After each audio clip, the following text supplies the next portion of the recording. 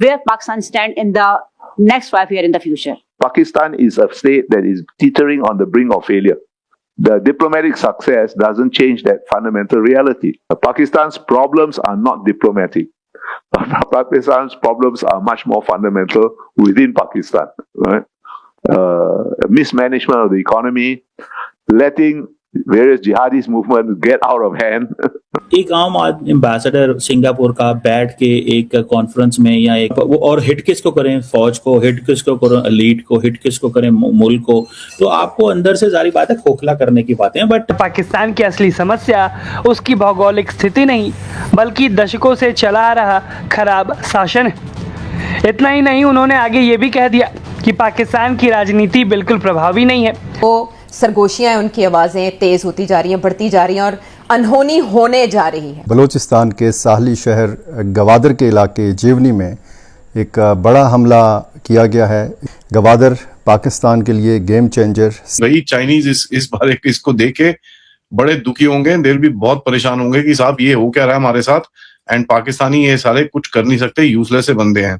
और जो पाकिस्तान ने दुनिया के सामने अपने किरदार दिखा दिया है, अब मुझे बताएं आप क्या किया जाए कि पाकिस्तान को मुश्किल में डाला जाए। कि हमें ऐसा रोल अदा करना चाहिए कि पाकिस्तान दुनिया में दोबारा isolate. India is smart country, बड़े स्मार्ट है। उन्होंने दुनिया में कॉन्फ्रेंस में या एक जगह पे खिताब कर रहा और इंडियन मीडिया सारा उसको प्रोजेक्ट करना शुरू कर दे, इंडियन मीडिया सारा उसको प्रोजेक्ट करना शुरू कर दे रातों रात, जिस एम्बेसडर को कोई दुनिया में ना जानता हो।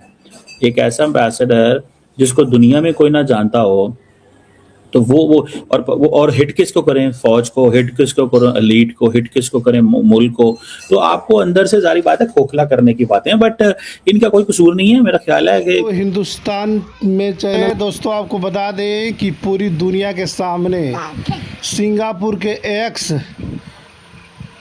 एम्बेसडर ने जो है पूरे पाकिस्तान को धो के रख दिया। बोल दिया कि जो है वो तुम लोग की 2 कौड़ी की औकात नहीं है, फिर भी जो है तुम न्यूक्लियर देश, पावर देश बोलते हो, तुम्हारा जो है भिखारी हो, तुम्हारी दुनिया में कोई औकात ही नहीं है। बहुत सारी बातें उसने जो है बोलकर पूरे पाकिस्तानियों को सन्नाटे में डाल दिया। पाकिस्तान के लोग हैरान हो चुके हैं देख के कि यार ये एम्बेसडर पागल तो नहीं हो गया, पाकिस्तान के बारे में ऐसी ऐसी बातें बोल रहा है। ठीक है, तो ये बात पाकिस्तानियों को सोचना चाहिए। पाकिस्तान मीडिया हैरान है कि ये एम्बेसडर बोल कैसे दिया पाकिस्तान के बारे में। ठीक है, क्योंकि आपको बता दें कि पाकिस्तानियों की औकात, पाकिस्तानियों को टेररिज्म फैलाना, हर एक चीज़ जहाँ पे गैप्स हों उस मुल्क को हल करने चाहिए। गैप अमेरिका में भी है, गैप इंडिया में भी है, गैप फ्रांस में भी है, गैप कनाडा में भी है, गैप हर जगह। तो जब हर जगह गैप होते हैं, सिंगापुर में भी गैप होंगे। ठीक है, आप लोगों की अपनी एक जिंदगी होगी, डिसिप्लिन लाइफ, छोटे छोटे अपार्टमेंट्स में रहते हैं, जो कि अच्छी चीज़ है। मैं समझता हूँ कि आप लोगों ने अगर अपना फैसला मुस्तकबिल का वो किया हुआ है, इंग्लिश बोलते हैं, चीज़ें सीखी हैं, आपने मेहनत की है, that's good. But where do you stand in international politics and who is in your neighbourhood? ठीक है, तो वो द क्वेश्चन इज कि जी ये एक्सक्यूजेस नहीं होने चाहिए। मेरा ख्याल है कि बहुत सारी बातें हैं बैस साहब की, मैं समझता हूँ कि मुझे लग रहा है कि he is a part of something, and बहुत सारी बातें वो जिसे कहते हैं ना, जहाँ पे कोई ना कोई गैप हो लोग फिर बात तो करते ही हैं। ये थोड़ा ही होता है कि गैप नहीं है तो बात नहीं करेंगे, लोग बात तो करेंगे, लोग तो नहीं छोड़ेंगे आपको इस सेंस में। तो इस पे पाकिस्तान को सारी बात है फोकस करना चाहिए कि भाई हाँ हमें क्या करना है और क्या नहीं करना। लेकिन आप देखिए, मैंने आपको कल बताया था कि इंडिया जो है वो एक वेव ऑफ प्रेशर पाकिस्तान के ऊपर बिल्ड करना चाहता है। ये चीज़ याद रखिएगा, पूरी की पूरी एक वेव बिल्ड करना चाह रहा है। और जिसमें आप इंडियन की मिनिस्ट्री ऑफ एक्सटर्नल अफेयर की स्टेटमेंट देखें कि India strongly condemns Pakistan air strike on Afghanistan territory. उन्होंने ये नहीं कहा कि आपकी, मतलब इंटरेस्टिंग बात, पहली बात उन्होंने ये नहीं कहा कि आपके मुल्क पे हमला हुआ है, पाकिस्तान पे हमला हुआ, इसके ऊपर उन्होंने कोई जिक्र नहीं किया। उन्होंने क्या कहा, उन्होंने पाकिस्तान ने अफगानिस्तान पे हमला हुआ और सिर्फ सिविलियंस मारे गए हैं, जबकि इंडिया का बेस्ट फ्रेंड रशिया कहता है वहां पे 25,000-35,000 दहशतगर्द मौजूद हैं। समझ रहे हैं? और ये पाकिस्तान का पैटर्न और पाकिस्तान की फौज ये करती है और हम अफगान फैमिलीज के साथ हैं। Indian conveys condolences to Afghan. तो भैया आप उन फैमिलीज को साथ ले जाएं, उनका इलाज करवाने के लिए उनको ले जाएं वहां पे, उनसे कहें कि आप बहुत ज़बरदस्त हैं, आप कमाल के लोग हैं, आप उनको वो जिसे कहते हैं ना, वो उनको कहें, मतलब उनके लिए करें।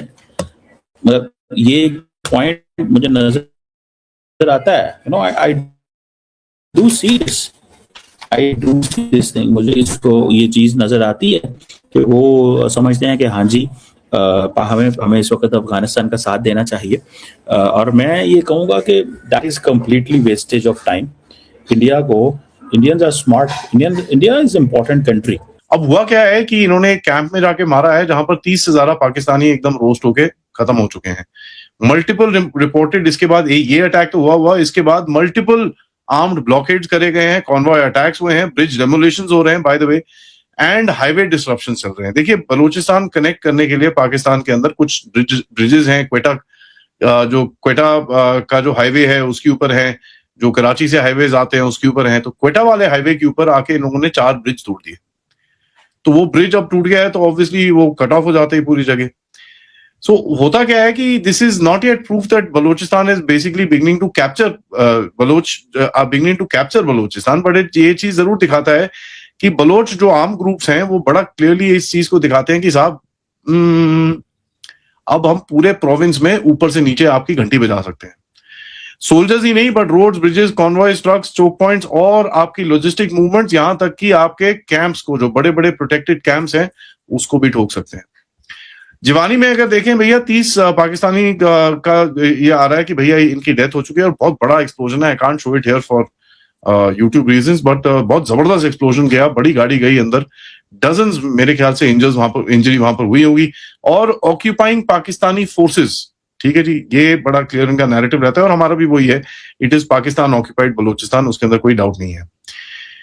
कैजुअलिटी फिगर 30 से ज्यादा का जो रिपोर्ट्स आ रही हैं यार, ये थोड़ा डाइसी है। 30 people is a huge number. देखिए, 30 soldiers is a very very large number to get hit in a single operation. But जिस तरह का अटैक वहां पर हुआ है, it just show tells you कि भाई कि पूरी दुनिया में सबको मालूम है उनकी, पाकिस्तानियों की औकात क्या है, किस तरह से जो है पाकिस्तान में गुजारा ये लोग कराते हैं। पाकिस्तान की जो हुक्मरान है, जो लीडर है, और उनके आर्मी चीफ के बारे में जो है पूरी दुनिया जानती है, क्योंकि वहाँ की सरकार जो है वहाँ की आर्मी चीफ चलाती है, आपको मालूम होगा। और इनकी बस की बात तो है नहीं, आर्मी चीफ चलाती है। और पाकिस्तानी जब भी कोई डील होता है, जब भी कोई जैसे कि एग्रीमेंट होने वाला, तो जैसे कोई भी पाकिस्तान के XYZ काम पड़ता है, तो वहाँ पर आपको बता दें कि शहबाज शरीफ अकेले नहीं जाते हैं। वहाँ पर जो है वो आर्मी चीफ को जो है ले करके जाते हैं दोस्तों, ठीक है। आसिम मुनीर को लेकर जाते हैं, क्योंकि उसके बिना पाकिस्तान का कोई भी फैसला जो है वो शहबाज शरीफ ले नहीं सकते हैं। इसी को पॉइंट को पकड़ते हुए जो है ये सिंगापुर के एम्बेसडर ने इनकी पोल खोल के रख दी। जिस देश का लीडर ऐसा हो, जनता बेवकूफ़